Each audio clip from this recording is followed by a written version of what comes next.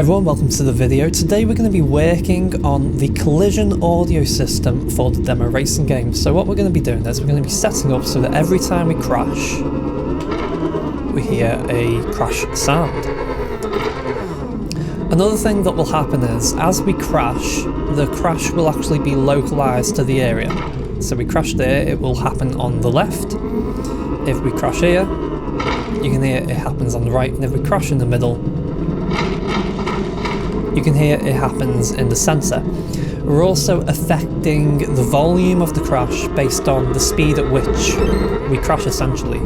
So if I go and get some speed up and crash really fast, you should hear it quite loud.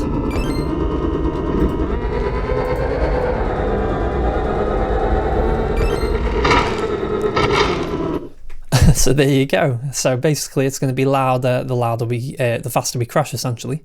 Now the first thing you're going to need is some sound files to work with. So here are a few that we've got to work with here. So these are kind of like the sounds of the metal sort of crunching in, and then paired with that we've also got more metallic sounds.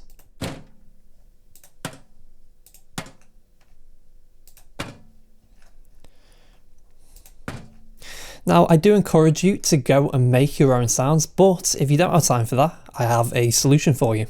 If you go to my website at sotasound.co.uk, you can go and grab the Racing Game Sound Design Lite or Sound Design Full here.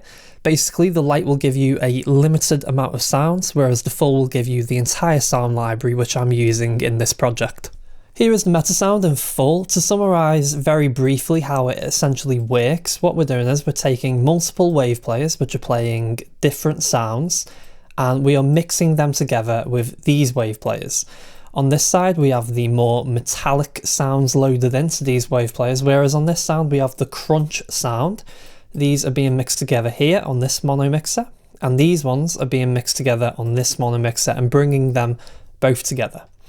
Essentially, we're going to be triggering these sounds randomly so that we don't get any repetition. So every time we crash, we're going to be creating a completely unique crash sound so that the player won't hear any repetition, essentially. Now let's go through this in more detail. So starting over here on the left, what we have is when play is triggered, we stop the Metasound after a set time. So because these wave players are playing audio files which only last a couple of seconds at most, what we're doing is we're basically saying when the Metasound is triggered to play, we're going to go into a trigger delay. This trigger delay is going to hold that for 2 seconds based on this graph input that we've created. It's a float graph input. You drag off here, promote to graph inputs. And then after those 2 seconds, the trigger delay will release the same trigger that came from this play onto the unfinished, which is the equivalent of saying play and then after 2 seconds stop. And if I play it, you'll actually see that fire off. So you see it fire off there, and you can see it then fired off there, and that is the equivalent of telling the Metasound to stop, essentially. What we also have coming off the reset side of the trigger is a custom graph input. This is a trigger graph input, and we've called this call_met_stop_reset. And what that is essentially used for, it's basically to get rid of any triggers this delay may be holding in the event that we want to play again. So if we crash, it's going to fire off here, then it's going to go to unfinished. But if we crash again before we hit this unfinished, then we could prematurely stop the audio of the crash, which is not what we want to do. So every time we do want to play this sound, we always send a little reset into the trigger delay. So hopefully that makes sense. Let's continue on. As you can see, we have a stop trigger here, which is essentially just a copy and paste job of this going into here. And then what we're doing is we're firing off all of these into the stops of every wave player. So what I would suggest you do is go and create 6 wave players here and 6 wave players here, and go and connect this up to the stop of each wave player. If I highlight this, what you'll see is it's actually carrying on from here. So what I've used is I've used a little node here so that I can just essentially make it look like this is one wire, when in actual fact it's 2 wires which are splitting off to the 2 wave players. So hopefully that makes sense. So if you create that node, that's just a little trick you can use to keep things nice and tidy, so you don't end up with a situation where it looks ugly with these wires sort of separating like that. You see I've just made it look like it's just one wire. So go and attach that to the stops of each of these wave players, and we'll be ready for the next section. Let's go over how we're processing these wave players. The first thing we're going into is a random float, and then from there we're creating a custom trigger graph input, which we're calling play_cm1. And you can see all these are exactly the same, except we just changed the number. So cm2, cm3, 4, 5, and then 6. So cm stands for collision metal, whereas the wave players over here, they're using the exact same one actually. So we're carrying through this trigger through here and here, and you can see the play carries through here as well. So this will go on play and then carry straight through to this wave player here. So that's how we've set that up. On the stop, it's exactly oh wait, no, on the stop we've already been through that, haven't we? So we've split the wires there. Okay, now to go through the random float, what we're doing is we are using a pitch shift minimum, which is a graph input that we've created, and a pitch shift max, which is another one we've created. We set this one to -14 and set this one to -10, and then plug those respectively into the minimum and max. So essentially what's going to happen here is every single time this trigger fires, this random float is going to pick a number anywhere between -14 and -10. And it's going to take that value between -14 and -10 and feed that into the pitch shift of the wave player. So it'll be pitch shifting down by between -14 and -10 the collision metallic sounds. The crunch sounds we're not pitch shifting at all. I think I've got one here which is set to -2. This is purely your discretion. Take a listen and see what you think suits the sound in terms of pitch shift.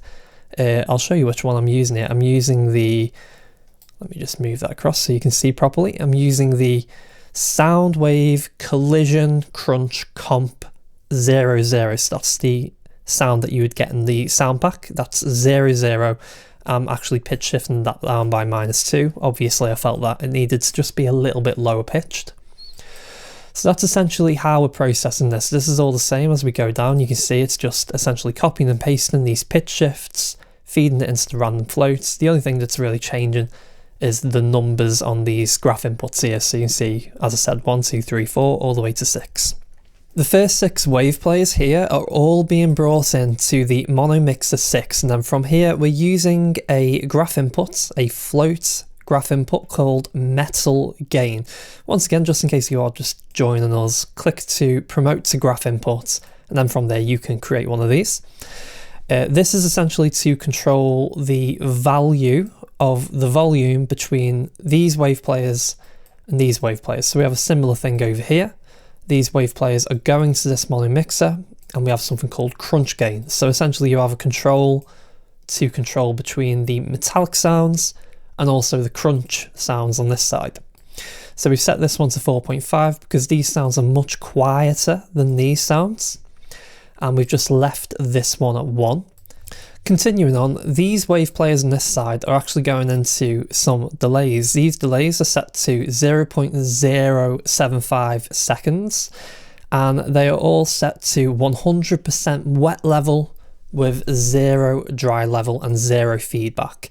So all we're doing is we're very, very slightly parting the metallic sounds from the crunch sounds in time. By adding a very small delay, you essentially create a little bit more distinction in the sound between the two sounds that you're mixing together, and then our ears can pick up on them a little bit better. So it's a good little method if you find the sounds are blending together a little bit too much. So that's essentially why these delays are here and what they're doing. Then we're going into the mono mixer. As you've seen, we've already created this little crunch gain, which is just left at 1. And then very simply, we're into the gain control, which is a multiply by audio node. This is a very simple way of controlling the overall volume of the Metasound. So you can see here, I click the little star icon and I can go multiply audio by floats. And then from here, we have a custom graph input. It's a float graph input, which we've called master gain. And I've set that to 2.5. You set that to what suits you. And then we're out into the biquad equalizer. This is set to a parametric EQ. And then we have the various controls here set up with custom float graph inputs. So we have an EQ frequency, an EQ bandwidth, and an EQ gain. So what we're doing here, we're saying at about 2200 Hertz with a bandwidth of 4.1, we're adding a gain of 4.8 decibels. One thing to note, if you are from an audio background, you will be used to bandwidth getting wider the lower the volume is.